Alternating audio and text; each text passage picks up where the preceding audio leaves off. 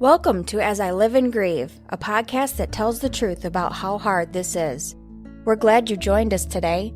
We know how hard it is to lose someone you love and how well-intentioned friends and family try so hard to comfort us. We created this podcast to provide you with comfort, knowledge, and support. We are grief advocates, not professionals, not licensed therapists. We are you. Hi, everyone. Welcome back again to another episode of As I Live and Grieve. Thanks so much for joining me yet again. You guys are terrific to keep tuning in, and I appreciate it so, so much. Today, it's a BOGO. Buy one, get one. I have two guests today. With me today are Vera Snow and Tina Langseth. Vera was with me recently, and we talked about immigrant grief. She had another perspective of grief, and as soon as she mentioned it, I was all in. So she brought along her friend Tina today. Today we're going to talk about the adoption triad, I think was the phrase that I saw used.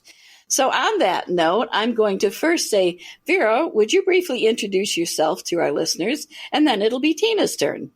Sure. Thanks again for having me back. Yes, I'm Vera Snow, and last time I talked a little bit about the work I do with grief. It's just part of who I am, and I have a grief journey I had with adoption, and that is just something, again, that just continues to be a grief topic for me and for kind of everyone involved in that experience.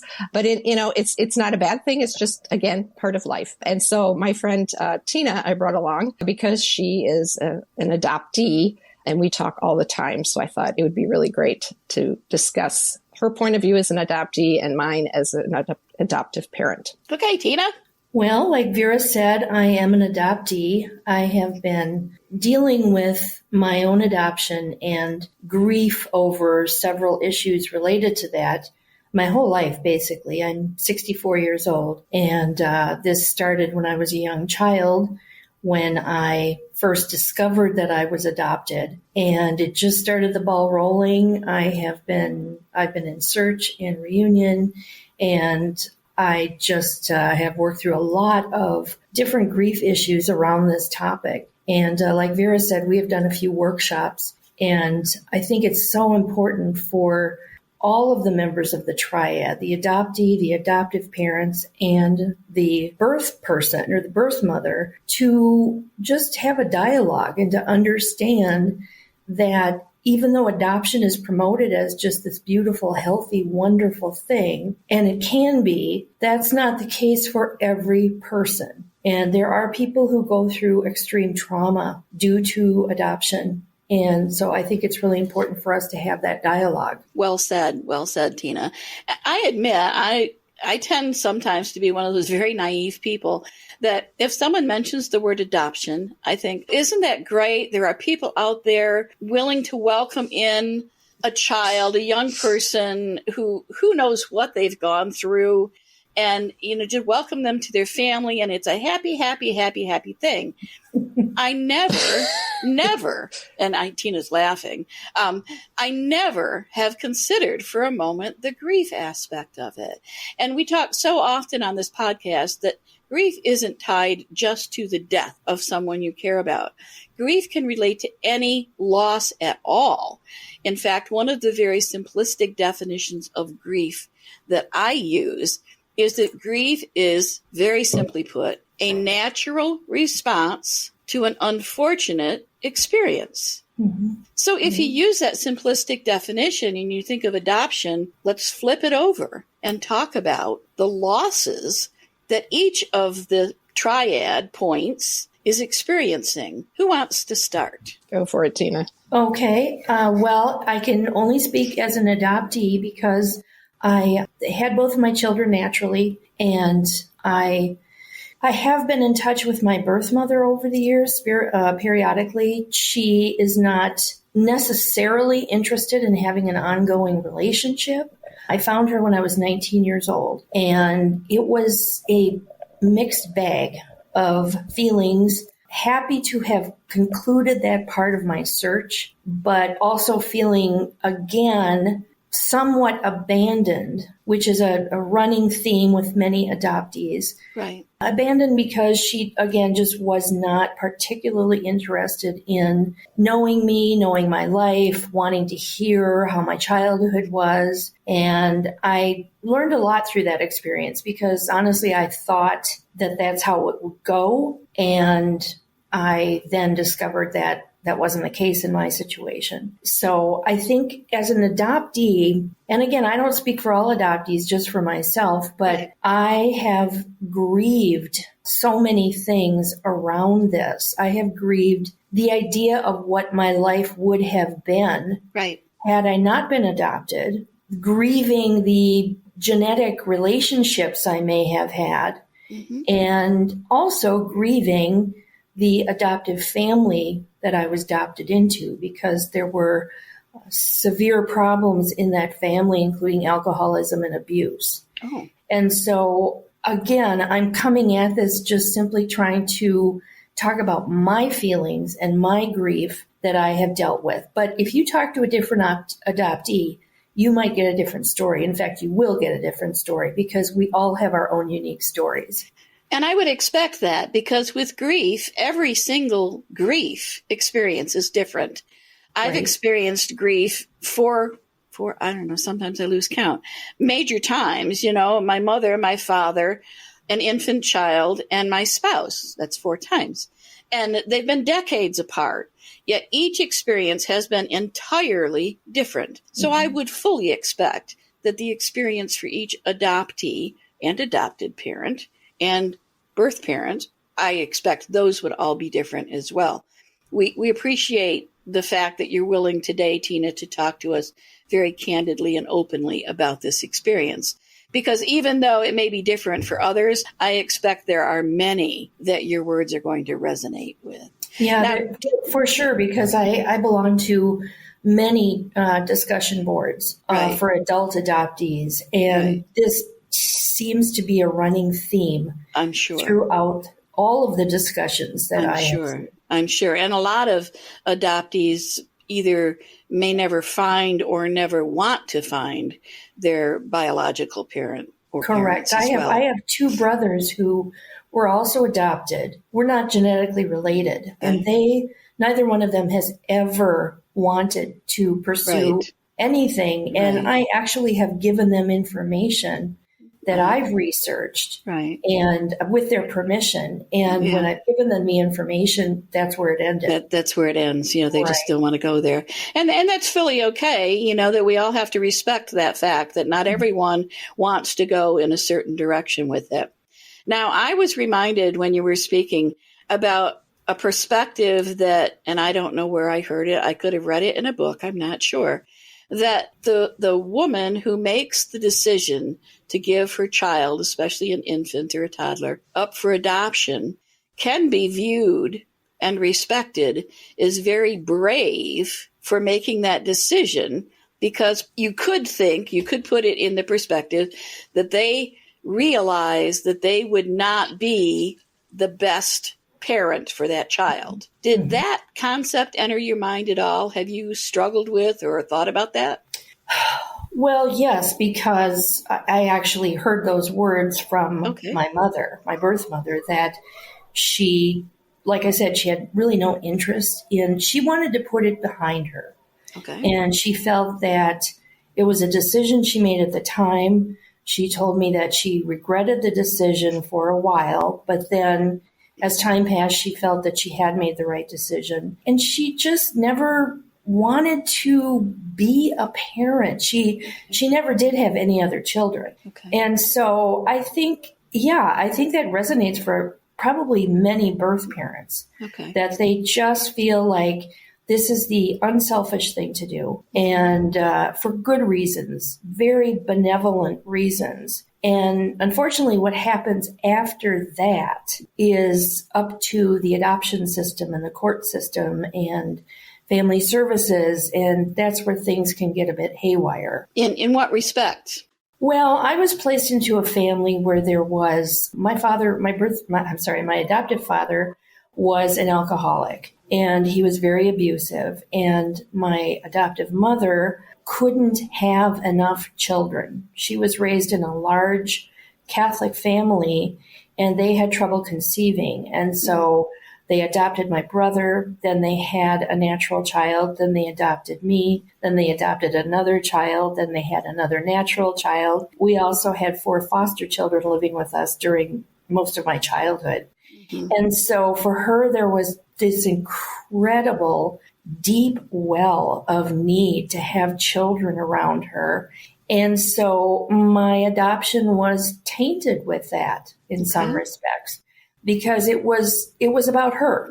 It was about what she needed. And so, and with my father, he just was completely overwhelmed with the family that we had, understandably. And so, it tainted my experience for sure. Yeah, it's an interesting word, tainted, but I like it. To me, it describes it accurately. You mentioned you also have given birth to two children. Yes. So being a mother yourself, can you imagine, have you ever tried to put yourself in that position of having to consider giving one of your own babies up? And what was that thought process like? Yeah, I think I thought about that a lot when I was pregnant with my son. The first time, I thought about that a lot because I felt like I already loved this baby. Right. Who I hadn't met yet, or I didn't really know, but just was moving around inside me, and I already knew and loved that person. Mm-hmm. Trying to get in that mindset where I know that after that person leaves my body, they will be out in the world without me. And I found myself going through a lot of sorrow about that and trying to be happy and enjoy the fact that I was going to have a baby, but also really feeling that heavy, heavy grief that some birth mothers will go through. Mm-hmm, mm-hmm. And had you not gone through that adoptive experience personally, do you think those thoughts would have entered your mind? I don't think so. I mean, it's possible, right? But I think because that issue is so prescient with me, that I just kind of live and breathe it and always have. I think that if I had just gotten pregnant and I had been born from a natural mother, I don't know that would have been something I would even think about. Right. That is, I wondered about that myself. But because it's been part of the thoughts in the back of your mind forever, it would be only natural for you to consider that or contemplate that. One more question, and then we're going to move to Vera for a few minutes. The question I have is, did you go directly from being given up for adoption and being adopted, or were you in the foster system for a while? I was in the foster system for 9 months. Okay. And then I was given to my family for the trial period. Okay. Which is a year. And so I was officially adopted a year and 9 months after I was born. Okay. All right. And that was the first family that had requested to adopt you, correct? Correct, yes. Okay. All right. Okay. Thanks. We'll be back to you in a moment. Vera, catch us up with a perspective from the adopted parent. Well, yeah, the grief that as an adoptive parent that I go through is not anything anyone prepared you for. Again, it was supposed to be this wonderful, and it isn't a great experience, but there is this phantom. I guess Tina and I've talked about this so many times. She has given me so much insight into this phantom mom or phantom family that's out there. So it's this dream that I'm always kind of dealing with. My kids are grown now, but I had adopted twins, and it's like anytime things would go bad or, they were disciplined or something, they could throw it in your face, like Tina's laughing. And did. Well, my birth family, you're not my mother.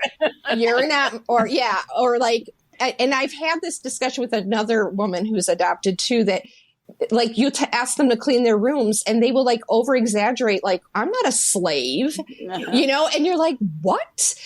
So there's this phantom out there, and she helped me so much to put my finger on it. What is this that I'm dealing with? I mean, you are literally almost, again, my experience is that I would get jealous. I'd get jealous of this phantom birth mom that I know nothing about. My kids don't know anything about, but she's always around in their fantasy. So I guess one of the stories I wrote down here is like the things I never thought about, right? So I adopted twins, right? So I'm in the grocery line with my twins. They're babies. They're white. They could easily be biologically related. And somebody says, hey, did you know you were having twins when you were pregnant? And again, it was like, it never occurred to me that I would have to sit there in the grocery line and answer that question. And then decide, is this person somebody I'm going to share this with? Like, this is such an intimate detail. Wow. And wow is right. And so it was like, so I had to make these, all of a sudden these, like, you know what? I'd say, yeah, I did. And I did know, but it was like, I don't need to tell you everything. So it was, or they would say, people would be like, oh, are they identical? And we did not know if they were. So I actually had a blood test done after that encounter, and at least I got that for them. So they have that part of their identity. They are identical.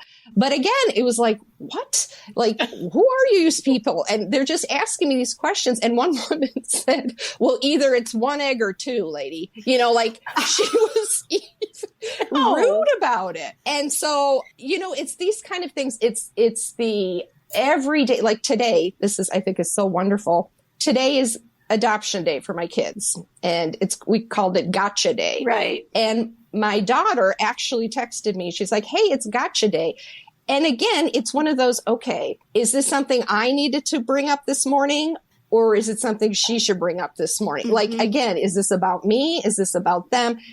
Do I want to force this day on them? Like, oh, this is such a happy day. It may not be for them, so it's, and Tina's helped me so much with this, is that we as adoptive parents, we make so many assumptions that somehow we've created this beautiful place for them. And then we just completely forget about their trauma and their possible needs to look for their birth parent, or, so always trying to be open to that possibility. Mother's Day, is this about me? Is this about your birth month? Like, always trying to keep it open somehow for them to, right. So you're not pushing it on them. Exactly. Yeah. Like in school, just the family tree project. Oh, yeah. Was a nightmare. They had a friend who had lesbian parents, so she was, inseminated, and she was in their class. And I remember we really bonded over that, because she's like, what are we going to do about this project? So we had to actually go to the principal's office and had to explain what seems like it would be common sense that not everybody from this has a genuine tree. Exactly. It's like, I'd almost want to redesign the tree and make it one of those like 2 or 3 trees that kind of grew together and twisted or something like that, Yes. There was recently, I can't even remember what it was. There was recently I don't know if this was a Hallmark movie or something that had a portion of the plot about that the child was adopted, in fact, and had to do a family tree, and was just rebelling in school because he did not want to do this assignment because he didn't know what to do. And his solution eventually was to draw a sapling. It was a brand new tree with one branch for him and one branch for the dad who adopted him. Oh, I love that. Yeah, it was a brand new tree, a very young sapling, because it was a new family. And then, he stood up in class and explained that to the class. So, all of these details I know exist. So it's one of those, so the adopted parents you're kind of walking on eggshells, because while you may be so happy and over the moon because you've got these new children or child in your life, they're likely not quite so happy about it. For them, it's just, something else they've got to do. Well, and in Vera's case, I don't want to speak for her, but in Vera's case, it's an inter-country adoption, which adds another layer. Okay. Because I was locally adopted domestically, and When you add an inter-country adoption, you then add a language barrier and a culture barrier, traditions. Exactly. And you're taking them from everything that is familiar to them in every way, the smells, the sights, the sounds, and putting them in a completely different situation. Oh my goodness. Yep. Oh my goodness. Right. Yeah, good point, Tina. Now, it sounds like, Vera, that you have told your two children that they are adopted. At what age were they when you told them that? Well, they were 7 months when we adopted them. Okay.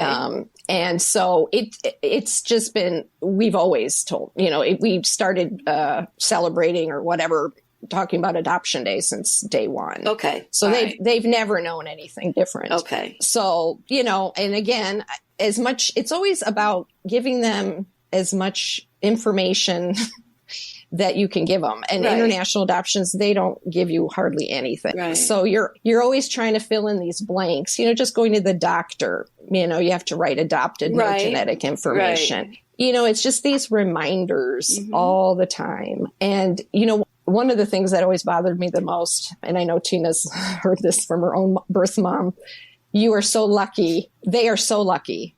And then people would tell him that you are so lucky that you got adopted. Who says that? What? Yeah. My birth mother, my adoptive mother said that through my whole life. Yeah. She let me know how lucky I was. Yeah. That she saved me. Yeah. That's a whole other concept. How old were you, Tina, when you were adopted? Well, I was officially adopted at 1 year and 9 months. I found out when I was pretty young. I was old enough to read. I remember that because I was sitting with my adoptive mom in her bedroom, and there were this box with some papers in it. And while she was busy doing something, because I'm a very curious person, I just couldn't resist looking through these papers. So I came across a document that said they were my adoption papers. Oh, my. And it had my original birth name on the certificate. Oh. And so, of course, I said, "What's this?" And my mom, she was very good about saying, "Well, you're adopted." I think I already knew because I just felt like a fish out of water in my family. And I thought, something just isn't right here. And so ever since then, so again, young, but I don't know exactly how old when I knew. Okay. But you've really known for a long, long time. You were very young. Do you know of families where they wait until the kids are teenagers anymore? I think that used to be a thing. Oh, I don't know that it is now. That in the era that I was adopted, I think it was unusual for me to know at that early age. Right. I think the idea was, I was adopted in 1961, and the idea at that time was you basically erase the adoptee's past. Right. And you bring them into the family as if they were always in the family. And so there's no talk about what culture you might have been raised in or what your parents were or what ethnicity or anything like that. You were told to be a member of this family. This is who you are. Right. These are your roots. Right. And that always felt so disingenuous to me because I thought, well, it's not hurting anybody if I do know what my actual ancestry is or where I came from. But it always felt like a threat to my adoptive parents, especially my adoptive mother, if I wanted to know. She had a lot of problems with me searching. Right. And that, that practice of trying to hide all that and everything, when it finally does come to the forefront and is divulged that the child is adopted, that must have an incredible, overwhelming impact on grief because all of a sudden there's this huge loss. Huge. It's not something that you've been able to deal with as you've aged, as you've grown up, but just all of a sudden it's there in your face. Yeah, I had a dear friend years ago. She had a child before she got married. And then she got married and the new husband officially adopted the child. And she just couldn't bring herself to tell him that that was not her natural father or not his natural father. And I implored her for years. I said, you have got to tell him. It's so important to his identity and for him to know. And so she finally did tell him when he was 14, and he erupted. He wouldn't speak to her for probably a year. He got so angry. He probably felt he'd been betrayed. Exactly. And so then I had to try to work with her and get her to understand that this is a process. He has to go through this anger and grief. Okay. He has to. And so I kind of helped her work through some of that.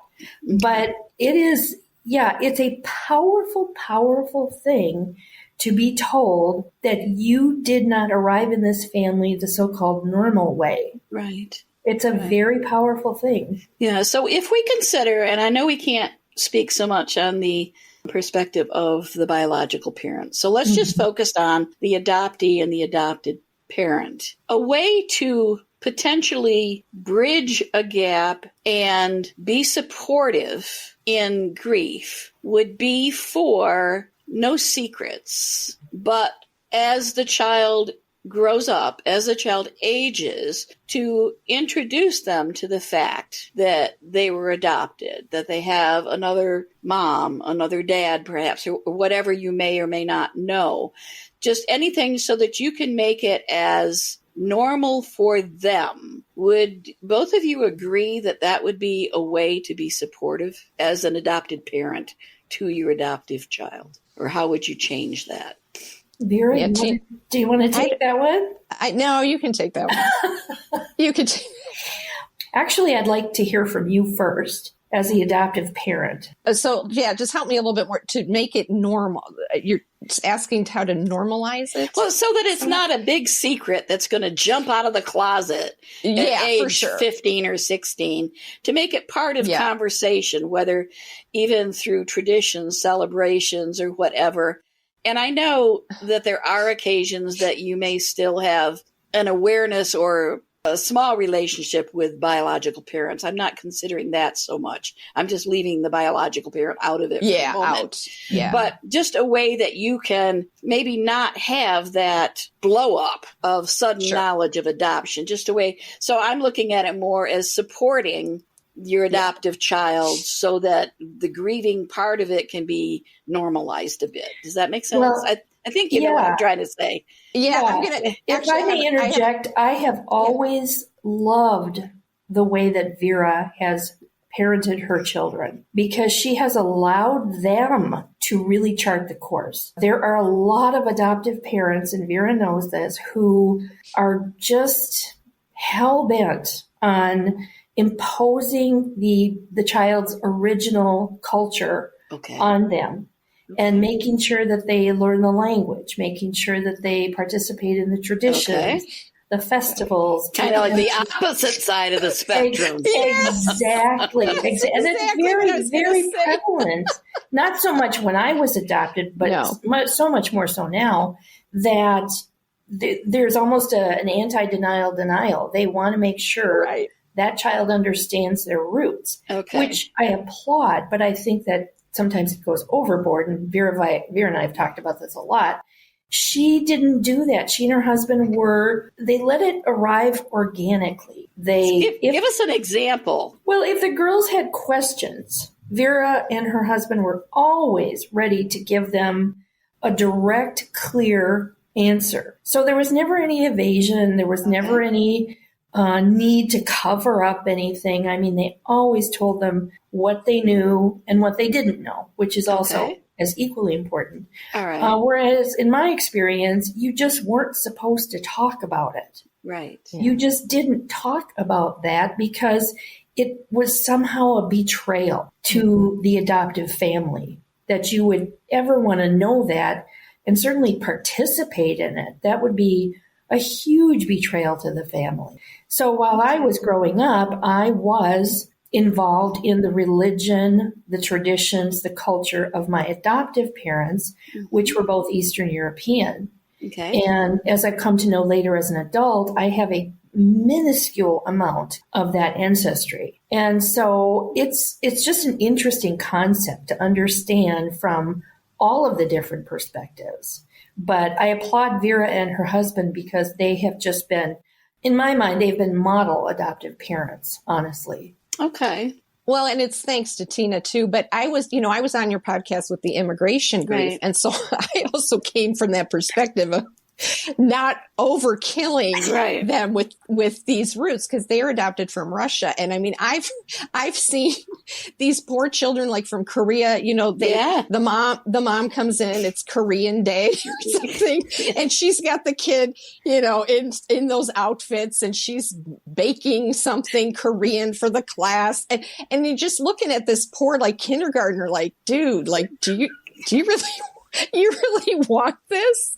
Like, why? They just want to be, normal, and they're not ready probably for any of that, right? You almost suspect the parents want to do things so that they can't be blamed later for holding back. But so I think what I'm hearing here is, Vera, you and your husband allowed it to be a more organic conversation. And now, did you generally wait until one of the children brought up a question or a comment? Yeah, I did like the life books where, you take string, it's like Make It Tangible. You take a piece of string and you make it the length that they were when they were born. And, just like there's so much out there. And I mean, it just became overkill, right? And so I was just like, you know what, let's just kind of let this happen. Okay. One of them has their life book. The other one, I seriously found it like under their bed the other day. They're 26. One does, one cares, one doesn't, whatever. They're Russian. So we talk about it, but at school, people will, call them commies or something, I mean, it's kind of like, okay, whatever. So they can't be president. That bothers them to no end. That's it. That's the kind of thing, and I'm like, yeah, that makes sense, It does. But it's kind of like there aren't necessarily these deep need for these things about their culture that it may not exist. Okay. All right. And it just comes out in conversation, right? So like my daughter met a Ukrainian girl, a friend who was Ukrainian, and she comes home from a dinner party and she's like, Mom, we have like the same taste in food. And I'm like, well, again, I would never have thought of it. And somehow she noticed this about this Ukrainian girl. So that came organically, like, wow, okay. Right. Never thought of that, so you just don't know. Okay. So if we circle back to grief, then I'm guessing that both of you might say that because of the way you and your husband have parented Vera, even though your girls are grieving the losses in their life, they are probably feeling more supported, and it's not been as traumatic for them as it is in many families. I see Tina's nodding her head. Perhaps. Yeah. Perhaps. And there's like a grief, like they didn't come from my stomach. Sometimes, they'll, somebody will say, God, I just totally forget they're adopted, or, or I'm with women who have multiples, and I'd be in a multiples like support group, and they'd all be talking about these traumatic births. And I'm like, well, I didn't have that experience, so it's just this ebb and flow of, remembering that wound. It's just interwoven into your life. But I think, like you're saying, it's just to be honest, I guess, about your feelings as much as humanly possible. Right. And make it as I really don't like the word normal, because it's really only reflective of what's around you at any given moment.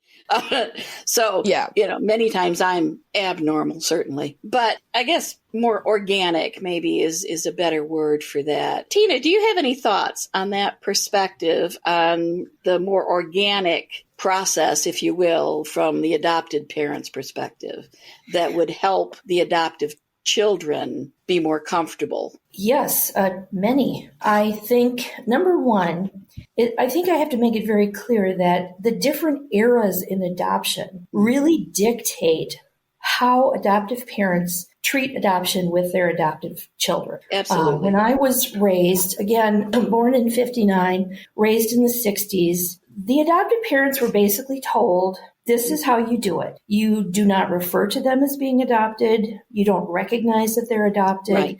You don't bring up anything around their adoption. you incorporate them into your family as if you gave live birth to them. Mm-hmm. And so during my era, there was so much secrecy and so much hidden and so much that was felt to be of benefit to the adopted child. Really, that was the thinking of that era. As time went on and when Vera adopted her daughters, there was such a difference in how that mentality was and how adoptive parents were told to parent their children. Right. So I think that's really something that has to be understood. Right. I grew up in a completely different system than Vera's daughters do. And so when I say that Vera is a hero of mine because of the way she's adopted, part of that is because I never had that and never would have had that as an adoptee in that era. Mm-hmm. Okay. Is that enough to draw a conclusion, maybe, that for adoptive children today, they likely may not have as burdensome grief as those from the 50s and 60s and earlier decades may have? I think yes, that's my personal opinion. Okay. Because they haven't been kept in the dark. Okay. They've been brought up in the light. And the light is, you're here because we wanted to have you adopted and you're an American now and this is our life. And it's all very up and up. There are no covert messages. Right. And I received a lot of covert messages. Right. That really told me you have to fit in. You can't be different. Right. And I could not have been more different in my family than my brothers and sisters. We are polar opposites. Mm-hmm. And I always felt like the odd duck. Yeah. And so I think if back then somebody would have validated that and said, I understand why you feel this way, but there was never that conversation. Right. Ever. There was no recognition that you as an adoptee could all be struggling or grieving. Never. Yeah. And not just that, but also that when you do have a question, like Vera's daughters, when there is a question, they know they can ask it without the world exploding or imploding, and that they'll get an honest answer, even if the answer is, I don't know. Right. So that entire thing, wow, what a disservice we used to do. And I'm so glad that however it has shaped and transformed, that it has done that. And so that Vera has gained the knowledge and the practice of having that type of environment at home. But I fear, Tina, that we've added like another layer to your grief, because now you grieve the fact that you didn't have that experience in your life, Yeah, that's very true. But I look at it as a very positive thing. Right. And I can see how current adoptive parents are dealing with adoptees, because I have talked to many adoptees of all different ages. Uh-huh. And I think it does make a huge difference. The more current adoptees have parents who are open. This is not a secret. It's not something to be, for lack of a better phrase, ashamed of. I always felt ashamed that I was adopted. Right. Because I thought it was a flaw, a defect. Exactly. And it never felt like it was something I could be proud of. Right. And so few people that I knew when I was growing up were adopted. I think I knew 2 other adoptees. Uh-huh. Yeah. Well, 2 were my brothers, and then there were 2 others that I knew in our community. Right. Well, kudos to you for being willing, again, to speak very candidly, because regardless of the fact that it was decades ago and done differently, it's still a cautionary piece for today's families that don't lapse back into something like this, to continue forward and develop these things. So, go ahead, Vera. Yeah, I think that, Tina talked about that abandonment wound. I do think that is something that is always there, no matter what the culture has done with adoption. And I never forget, how they did a movie. Well, there's a book about Steve Jobs and many movies, right? And there's that one line in the movie where here's this guy, right? This incredibly successful man. And I don't know who he was talking to. Tina remembers it. And he just says, he was adopted. And he's like, what did a baby did I do as a baby? Like, what did I do wrong? Yeah. Like that wound was still there. Like, what did I do as a baby that I would be not wanted or something? And I was just like shocked, because again, who knows? I don't know what his adoptive experience was, but that wound, like it's somehow I did something wrong. And that's at the heart of it, that it's the child's fault. And they're left with that feeling. Yeah, and I just want to circle back real quick with Tina. Tina took our kids and another child.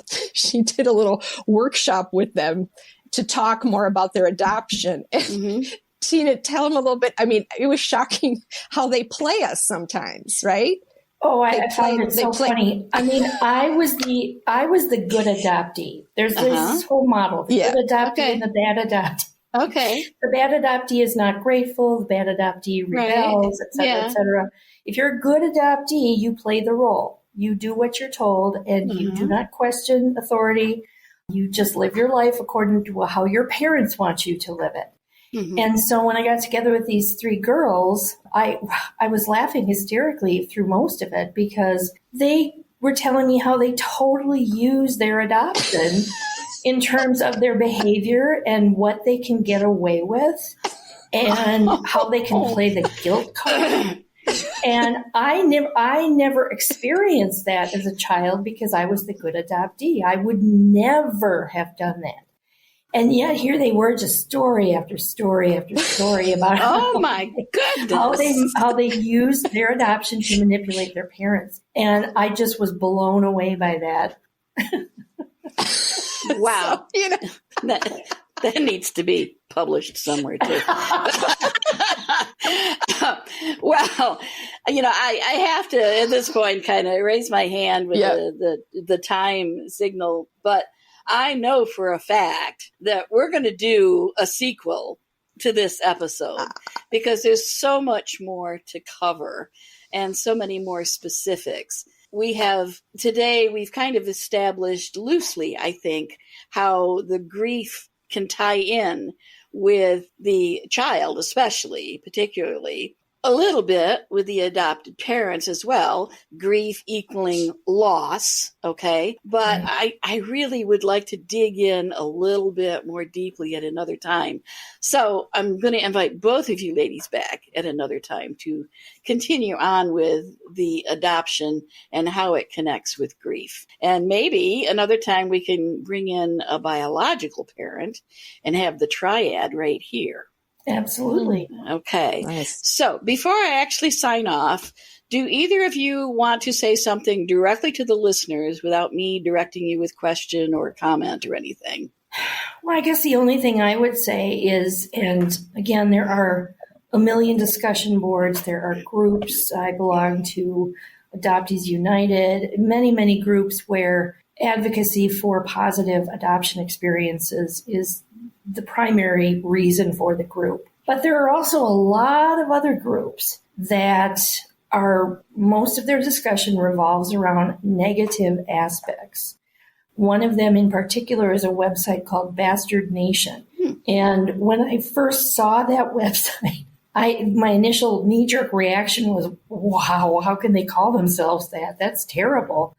But they are diehard adoptees who believe that they need their truth to be told. And so I find it most interesting to be on those websites as well. But I would say to anybody who is in the triad, and especially to adoptees, the only thing that really works is to keep talking about it, keep dialoguing about it, keep expressing feelings about it. It's not something to be in the shadow anymore. It's something to be brought into the light, and it's necessary to talk about all of these feelings, the grief, the loss, anything really. So that would be my advice as to adoptees. Well said. Well said. Vera? I think for me, it's just that openness and that just to let yourself be surprised, because I remember also thinking as an adoptive parent, I was going to have these incredible conversations with my kids. And then like when they're older about, what happened and, and all these feelings. And then one day they were like 4 or 5 and we're eating pork chops. And my daughter just out of the blue goes, "Hey, Mom, did you guys steal us from another family?" Oh, no. And I just choked on on my pork chop. And I'm like, this is not how it's supposed to happen. This is not, I'm not ready for this. And so embracing the surprises along the way, and that what you think is going on in their heads is probably not what's going at on all what's going on in their heads. Oh my gosh. Yeah. I have thoroughly enjoyed our conversation. Not only does it give me a whole new outlook on the process from either side, from both sides, but it makes everything so genuine. It really does. It's a part of life. Mm-hmm. So listeners, you've been very, very patient. I know we've run over today, but I think you will agree that it was well worth it. And I want you to look for both Vera and Tina to come back again. And maybe we can have the third point of the triad as well. We'll work on that. But at any rate, I want to kind of summarize, if you will, that grief is not always about losing someone to death. It's grief equals loss, period. And for the adoptive child, they have lost a life that as they grow and find out they were adopted, it's only natural that they're going to wonder about that and about that loss and what would have been different and what would I have been like and all the experiences, even if they're in a wonderful, wonderful environment. It's curiosity. It's natural. And there are other losses along the way that they're going to feel. Siblings, relatives, traditions, cultures, language, whatever. For the adopted parent, they have losses too. They may have an idea of what this new family is going to be like, and that may be far, far, far from the truth as these other little occurrences happen. And also, they may have also suffered with the initial loss that they themselves were not able to bear children. That's a huge, huge component of grief. So know that whether it is grief through loss by death or grief because of loss of something important in your life that you wanted, had, needed, deserved, whatever, grief just sucks, pure and simple. It really does. I